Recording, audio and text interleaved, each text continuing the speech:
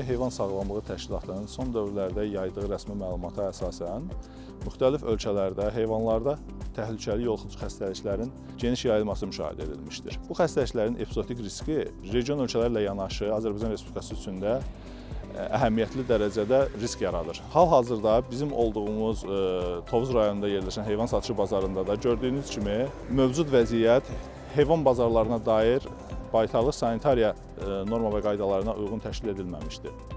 Heyvan bazarlarında müxtəlif mənşəli heyvanların satışı, yerləşdirilməsi, daşınması prosesləri infeksiyaların yayılmasına və ölkədə xəstəliyin artmasına səbəb olur. Bu məqsədlə epizootik sabitliyin qorunması üçün 25 oktyabr 2025-ci il tarixdən etibarən heyvan satışı bazarlarının fəaliyyəti mərhələli şəkildə məhdudlaşdırılacaqdır. Əlavə olaraq qeyd etmək istəyirəm ki, sahibkarlar öz heyvan satışı bazarlarının fəaliyyətini texniki normativ hüquqi aktların tələblərinə uyğun olaraq təşkil etməklə bərpa edə bilərlər.